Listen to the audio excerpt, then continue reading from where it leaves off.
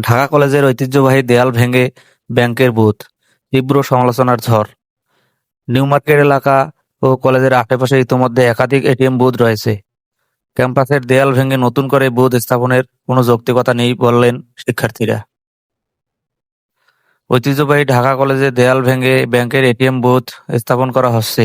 এই ঘটনাকে কেন্দ্র করে শিক্ষার্থীদের মধ্যে তীব্র সমালোচনা ও ক্ষোভের সৃষ্টি হয়েছে। ক্যাম্পাসে নিরাপত্তা নিয়ে সামাজিক যোগাযোগ মাধ্যমে চলছে আলোচনা। শিক্ষার্থীদের অভিযোগ, নিউ মার্কেট এলাকা ও কলেজের আশেপাশে ইতোমধ্যে একাধিক এটিএম বুথ রয়েছে। ক্যাম্পাসের দেয়াল ভেঙে নতুন করে বুথ স্থাপনের কোনো যৌক্তিকতা নেই। কলেজের পরিবহন সংকট, দীর্ঘদিন ধরে নতুন ভবনের লিফট অচল, ল্যাবের সরঞ্জামাদি অচল, ক্লাসরুম সংস্কার এবং আবাসিক সংকট সহ অন্যান্য সমস্যার কারণে প্রতিনিয়ত ভোগান্তির শিকার হচ্ছে শিক্ষার্থীদের।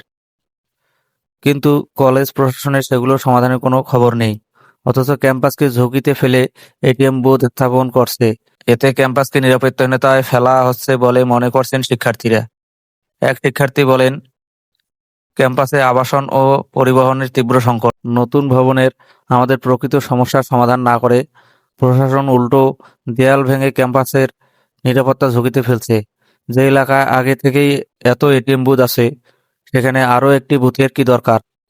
ঢাকা কলেজের অধ্যাপক এ.কে.এম. ইলিয়াস বলেন, শিক্ষার্থীরা প্রায়ই মোবাইল ব্যাংকিংয়ের প্রতারণার শিকার হওয়ার অভিযোগ করে।